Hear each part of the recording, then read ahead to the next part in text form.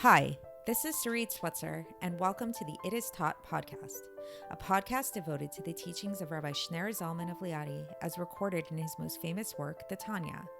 My hope for this show is to make these teachings accessible and relatable to the average person, regardless of prior Jewish education or affiliation. The episodes follow the prescribed daily study portions and are meant to serve as practical lessons in how to live your life as your true self and develop an authentic and powerful relationship with your Creator. I have personally experienced the effects the study of this work has had on me, and I'm excited to share what I can of this knowledge with you. So please join me on this journey of learning, self-growth, and connection with your source. Hi, and welcome to the It Is Taught podcast. This is episode 277 for the 29th of Av in a leap year. So there is a book which I had mentioned previously on the podcast, I'm pretty sure. One of my favorite books, actually. It's called The Righteous Mind by Jonathan Haidt. And in that book, Jonathan Haidt just explores the concept of morality. And he talks about the idea that all of us live under this false illusion that our moral sensibilities are rationally based. And he really breaks it down to shreds, that concept and that notion. And he shows us how really morality is a lot more societally based and it's a lot more emotionally based than it is rationally based. He gives different examples for this. I may have mentioned some of them in previous episodes. You can look at the book you read the book. I encourage you to read the book to get the full context of it all. But the basic idea is that societal norms, which kind of like what society dictates morality to be and what society dictates values to be, are really kind of ever changing and evolving with time. So the one conclusion that I took from this book, which you may have been thinking of yourself, is that true morality really needs to come from Torah, because Torah is the one thing that is unchanging over time, which is true. This is very true. The commandments of the Torah are like our goalpost of like what is considered moral, what is our guiding post in life.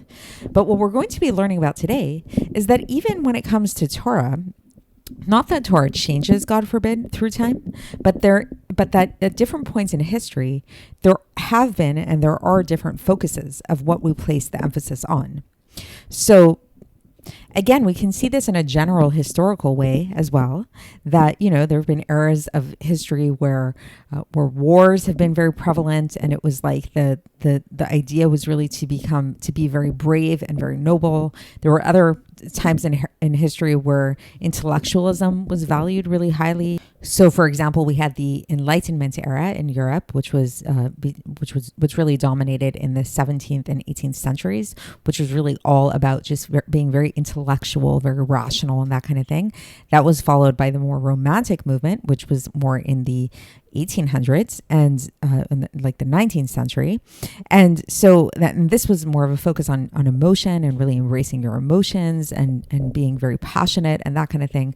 So why is it that we see that across history, there are these different emphases, there's these different types of values that we focus on, to the point that even within the secular world, actual morality, what's considered to be okay, what's considered not to be okay, is really does seem to fluctuate and to change. Well, so according to Torah, most namely Hasidus in specific, and we're going to be focusing on the Alter Rebbe's take on the matter, there actually is kind of this evolution throughout history.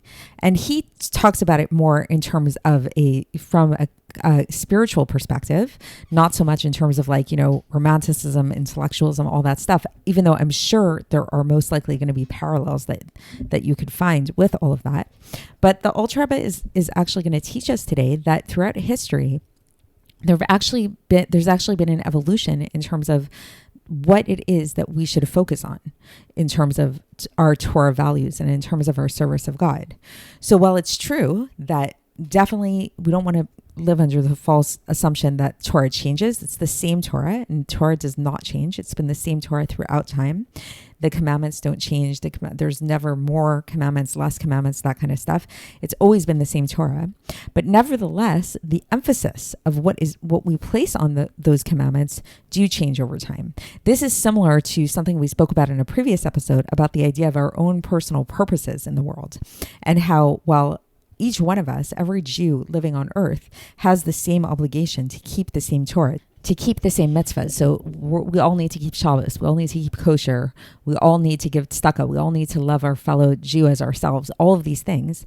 Nevertheless, we do find that there are individual purposes amongst each of us. And the way that manifests is that we're going to have a certain attachment, maybe a certain passion, a certain feeling towards a certain mitzvah or a certain number of mitzvahs that feel more meaningful to us for some reason. And that most likely is because those are attached to our life purpose.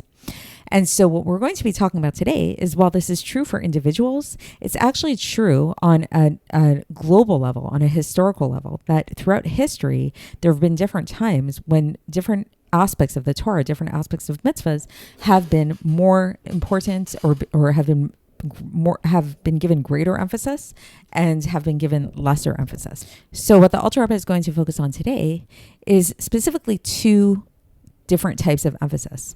The first emphasis is the emphasis on Torah study, on intellectual development and an intellectual connection with Torah. And this is something which the Alter Rebbe ascribes to previous generations, and that this was something that previous generations were really supposed to focus on. This was like their main mission, was this more intellectual study, this more intellectual appreciation of Torah and attachment to Torah.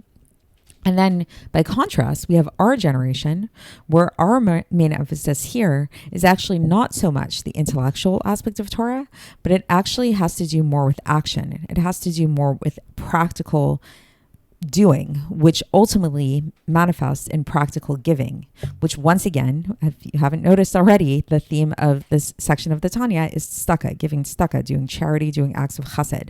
And the Alter Rebbe is going to really argue that for the point that this is the point, this is the purpose of this generation, of our generation that we're living in. And he explains this by really talking about this evolution historically. When we look at the evolution of the Jewish people, it's not random. It's not just like chaotic, wandering around. There's a direction. We're going somewhere. We're leading towards Moshiach. And in that leading towards Mashiach, what's happening is the basic idea of Mashiach is that Hashem wants there to be a dira b'tachtonim. Hashem wants there to be a dwelling place here on earth, which means that Hashem wants his godly presence, the loftiest part of himself, to come down here into this physical reality, into the lowest of the low. So there's a progression with this, right? And if you think about this in terms of the spheros, then when we look at the spheros, there's the intellectual part of the spheros, there's the emotional part of the spheros, and then there's the more physical part of the spheros. And it really can be seen kind of as in this image. We can make a visual of a person when we think about it. Not to say that God forbid, is like a person or whatever, but we do use this imagery of a person to kind of have a way of relating to the spheros. So when we think about our generation, and the Rebbe spoke about this, and the Alter Rebbe is speaking about it here as well, is very, very close to Mashiach. We're almost there. We're almost at the end point, which means that in this chain of descent, through this body, so to speak, of the spheros, we're at the feet. And what are the feet? The feet are action. The feet is where you go, where you want to go. It's not a very intellectual part.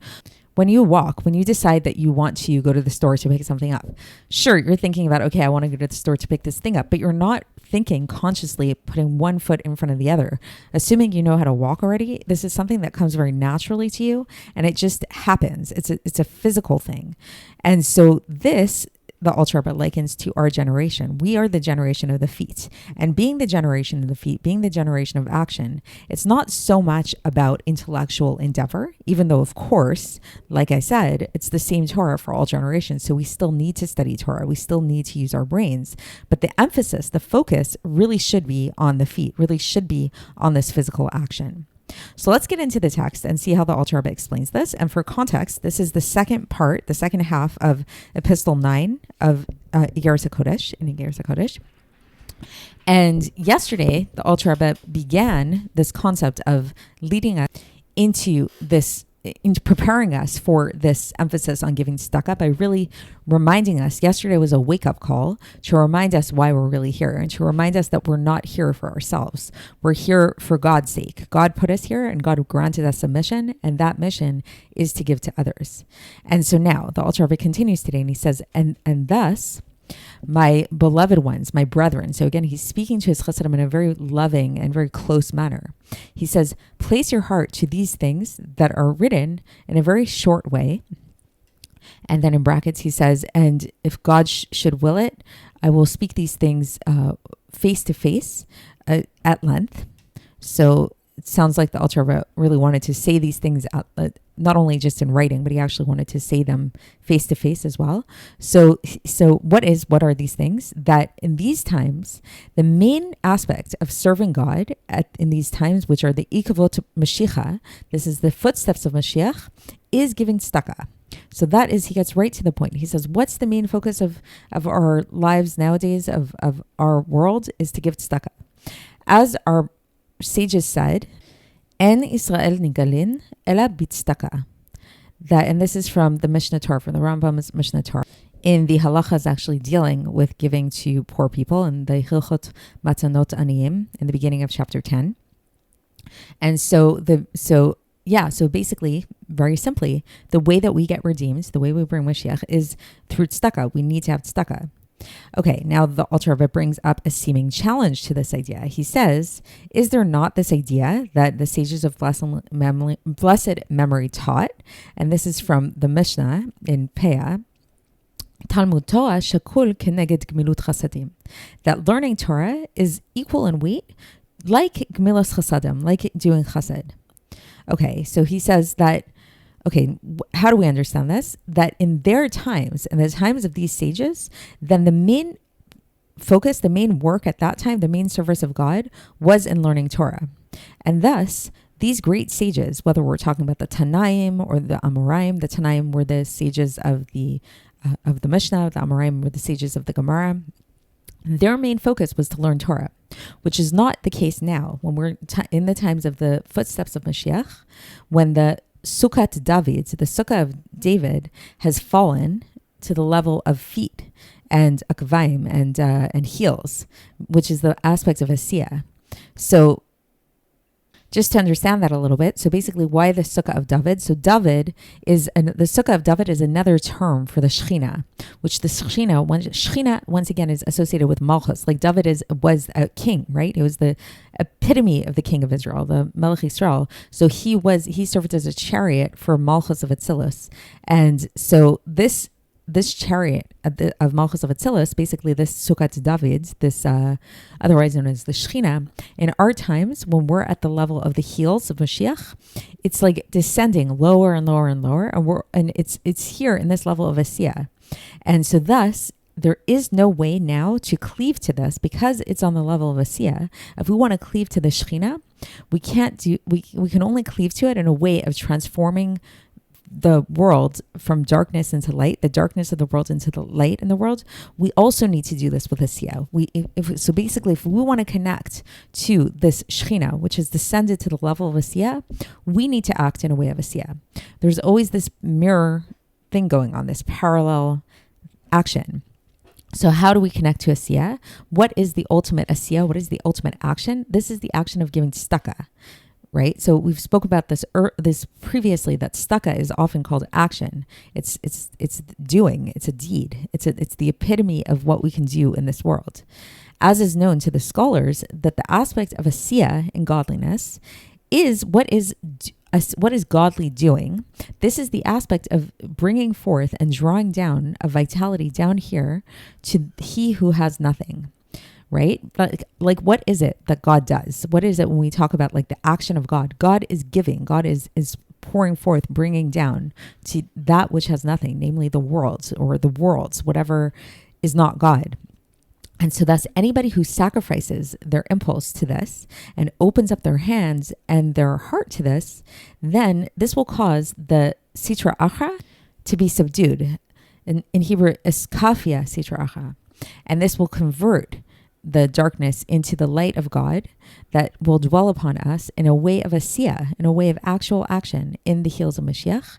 And this will lead them to ultimately see God. So this is a quote from Yeshayahu, chapter 52, verse 8, Ein be'ein b'shuv Hashem Tzion. Behold, eye to eye, Hashem returning to Zion, etc. So meaning to say that if we behave in a way of action to mirror God's action, which is God giving chesed, so we give tzedaka, this will lead to us actually seeing with our physical eyes God with the coming of Moshiach. Bimhera b'yameinu. So basically that's the basic idea. Is once again, the bottom line is give tzedaka. And again, the Alter Rebbe in each section of this Iggeres HaKodesh where he focuses on this, he tackles it from a different angle. So the angle that's focused on here is really looking at it from a historical context perspective. That sure, in previous generations, the focus was really on learning, and the focus was really on intellectual endeavor and learning Torah and all of that. But nowadays, we're closer to the time of Moshiach. So what's required of us now is the giving of tzedaka. So perhaps this is our own Torah version, lahavdil, of this idea of what Jonathan Haidt talks about how societal norms change and values change over time, depending on the context, depending on the history and things like that, and how we see it really very much in the world, how different values change over time. So too for Torah. It's not that our values intrinsically change, chas v'shalom, but there is a change in emphasis depending on where we're at. And so the emphasis now, once again, is to give tzedaka and to do chesed and to be kind and good to your fellow Jew and to your fellow neighbor. That's it for today. And we will continue tomorrow when we begin a new epistle, and I'll speak to you then. Thanks for listening to the It Is Taught podcast, hosted by Sarit Switzer. This podcast is dedicated in loving memory of my maternal grandfather, Avraham Yitzchak ben Binyamin HaKohen of blessed memory. Music by Shoshana. If you enjoyed this episode and would like to support the show, please share it with others and subscribe on YouTube, Apple iTunes, Spotify, or wherever you listen to podcasts. And make sure to leave us a 5-star review. To find out more about the It Is Taught project, including more information on my soon-to-be published book, please visit our website, itistaught.com. To catch the latest from me, follow me on Facebook, Instagram, and Twitter. Looking forward to speaking with you tomorrow, and until then, have a great day.